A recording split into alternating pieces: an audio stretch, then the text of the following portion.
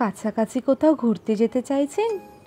রূপনারায়ণ নদীর তীরে, কলকাতার খুব কাছে, হোটেল সোনার বাংলা।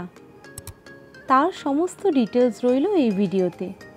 ভিডিওটি পুরোটা দেখুন, আশা করি আপনাদের ভালো লাগবে। Hello everyone, welcome back to my channel little Simba family. সকাল সকাল আমরা বেরিয়ে পড়েছিলাম কোলাঘাটের উদ্দেশ্যে। ওই যে বললাম হোটেল সোনার বাংলায় যাব।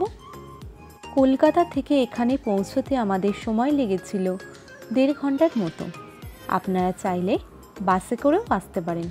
সেক্ষেত্রে আপনাদের কোলাঘাট বাস স্টপে নেমে সেখান থেকে টোটো বা অটো ধরে আসতে হবে সোনার বাংলা হোটেলে। বা আপনারা ট্রেনে করে আসতে চাইলে নিয়ারেস্ট স্টেশন হলো দেউলটি। সেখানে নেমে টোটো বা অটো ধরে চলে আসুন হোটেল সোনার বাংলায়। প্রথমেই এখানে এসে আমরা রুম বুকিং করি। আপনারা চাইলে অনলাইনেও রুম বুক করতে পারেন। আপনি যদি গাড়ি নিয়ে আসেন আপনার কোনো সমস্যা হবে না। এখানে পার্কিংয়ের খুব সুন্দর ব্যবস্থা আছে। প্রথমেই বলে রাখি, এখানে 4 ধরনের রুম আছে। আপনারা চাইলে আপনাদের সুবিধা এবং বাজেট অনুযায়ী নিতে পারেন। তবে আপনি যদি আগেই অনলাইন বুকিং করেন তাহলে আপনি কিছু ডিসকাউন্ট পেতে পারেন। আমরা যে রুমটা নিয়েছিলাম সেটা হলো স্যুট রুম। আমাদের রুমটা ছিল টপ ফ্লোরে। চলুন আপনাদের পুরো রুমটার ভিউ একবার দেখিয়ে দিই। রুমটা ছিল অনেকটাই বড়। প্রথমেই যেটা চোখে পড়ল, একটা বড় গ্লাস উইন্ডো, আর তার ওপারে রূপনারায়ণ নদীর এক অপূর্ব দৃশ্য। আমি সারা দিনটা এই ব্যালকনিতে বসেই কাটিয়ে দিতে পারবো। এত সুন্দর একটা ঠান্ডা হাওয়া আসছিল, সেটা বলে বোঝানো যাবে না, অনুভব করার বিষয়।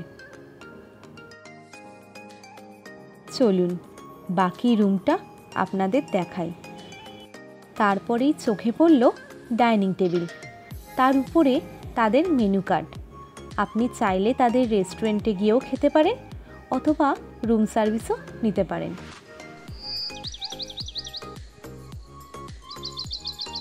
কি সুন্দর ভিউ, তাই না?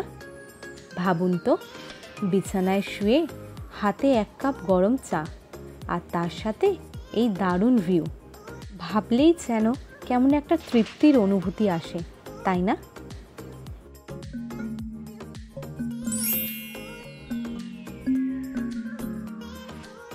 রুমের আরেক সাইডে ছিল সোফা, তার সাথে একটি টি টেবিল।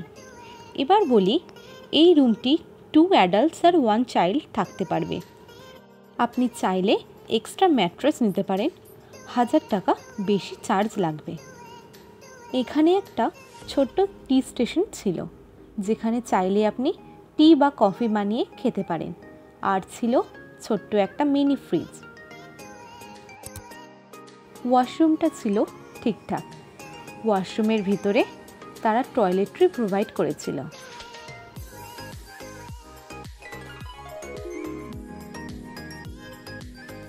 ভিডিওটি ভালো লাগলে অবশ্যই সাবস্ক্রাইব করুন। রুমে আসার সাথে সাথে আমাদের দেওয়া হয়েছিল কমপ্লিমেন্টারি ড্রিঙ্কস, যা ছিল ভার্জিন মোহিতো।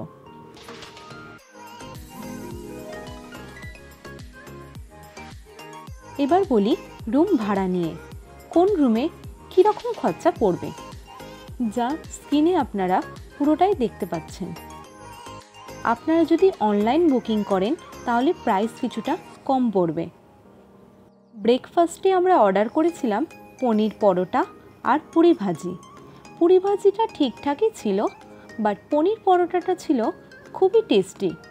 আমি চা খুব একটা খাই না, তবে এখানে এসে খুব চা খেতে ইচ্ছা করছিল, তাই 2 কাপ চা অর্ডার দিয়েছিলাম।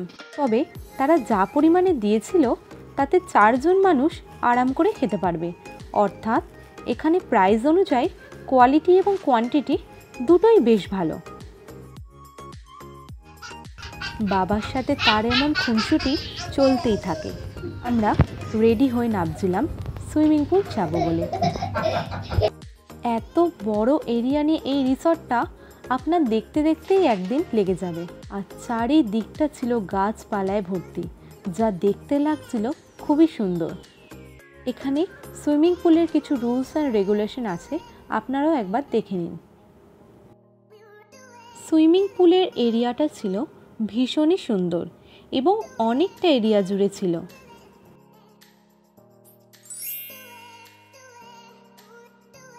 কি অসম লাগছে না সুইমিং পুলটা। সুইমিং পুলটা ছিল ইনফিনিটি সুইমিং পুল, সামনে রূপনারায়ণ নদী আর তার সাথে এমনি একটা সুইমিং পুল, ব্যাস আর কি চাই। সুইমিং পুলে নামবো ভাবছি, এমন সময় বাপ বেটা বলল আগে ওয়ার্ম আপ করব। তাই তারা চলে এলো পাশে একটা বড় গ্রাউন্ডে।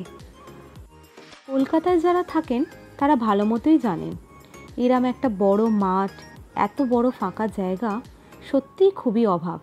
তাই বাচ্চাদের খেলা বলতে ওই পার্কে গিয়ে খেলা। এখানে এসে এত বড় জায়গা পেয়ে সত্যি আমার ছেলে তো খুবই আনন্দ করেছে।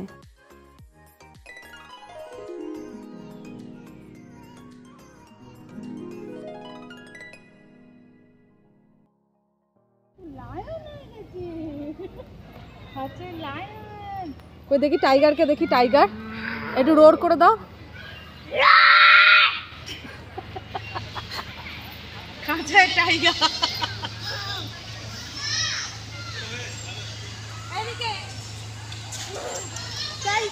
শুধু বাচ্চা কেন, এমন একটা সুন্দর জায়গায় এসে বড়দেরও মন ভালো হয়ে যাবে।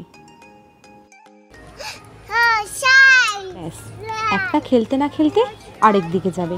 ওই যে ওদিকে প্লেগ্রাউন্ড মতন করা আছে বাচ্চাদের জন্য, এটা এদের আউটডোর প্লে এরিয়া।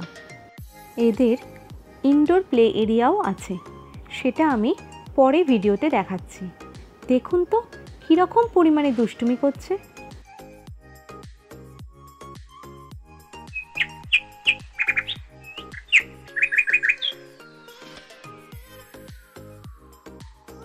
সে বসে কেউ স্লিপ চড়ে নাকি, শুয়ে শুয়েও চড়ে, একবার দেখুন কাণ্ড। ফাইনালি জলে নেমেছি, বাবা সে যে কি স্বস্তি। একরকম ঠান্ডা হাওয়া আসছে ওপার থেকে, আর সুইমিং পুলের ওয়াটার টেম্পারেচারও ছিল একদম ঠিকঠাক। সুইমিং পুলের একধারে ছিল বেবি পুল। বেবি পুলের ওয়াটারের লেভেলটা ছিল অনেকটাই কম, যাতে আপনার বাচ্চা যতই ছোট হোক না কেন সে ভালো মতন এনজয় করতে পারবে।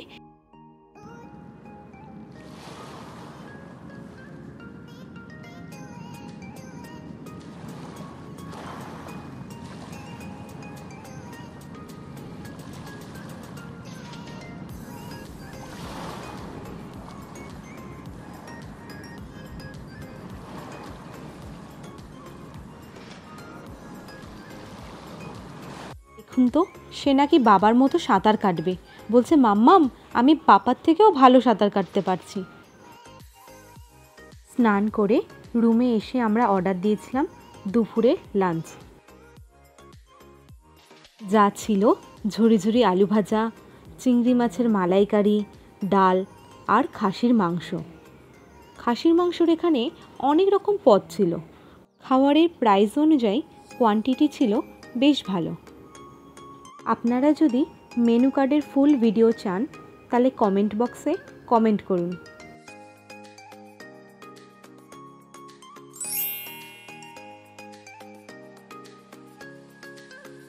খাওয়া দাওয়া করে একটু রেস্ট নিয়ে আমরা বেরিয়ে পড়েছিলাম পুরো রিসর্টটা ঘুরতে।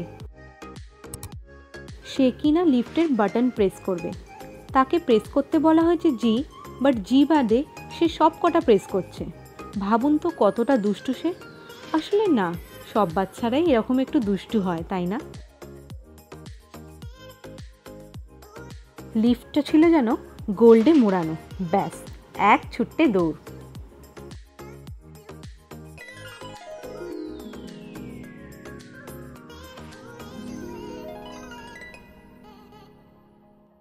এখানে সাইকেলিংয়েরও ব্যবস্থা ছিল, বাট কোনো রকম চার্জ ছাড়া। আপনি চাইলে সাইকেলে বসে পুরো এরিয়াটা ঘুরে আসতে পারেন। দেখুন কত ট্যালেন্ট আমার, শুধু দেখাই না, এই যা। এখানে কিন্তু স্পায়েরও ব্যবস্থা আছে। আপনি চাইলে একটু নিজের জন্য টাইম বের করে স্পা করেই আসতে পারেন। ব্যাস, আবার বিকেলে এসে শুরু হয়ে গেছে সেই একই জায়গা থেকে নামা আর ওঠা, নামা আর ওঠা। স্লাইড চড়ার নিত্য নতুন আইডিয়া আমার ছেলের দেখে শিখে নিন, ও ভালো মতন অনেক কিছু জানে।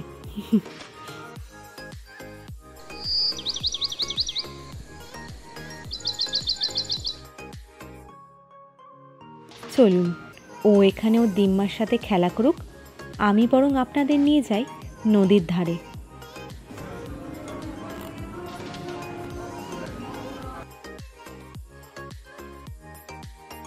কি সুন্দর জায়গাটা, তাই না?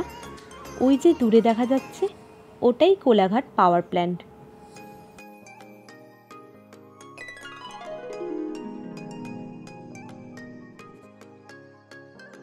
এই নদীতে অনেক মাছের দেখা মিলল।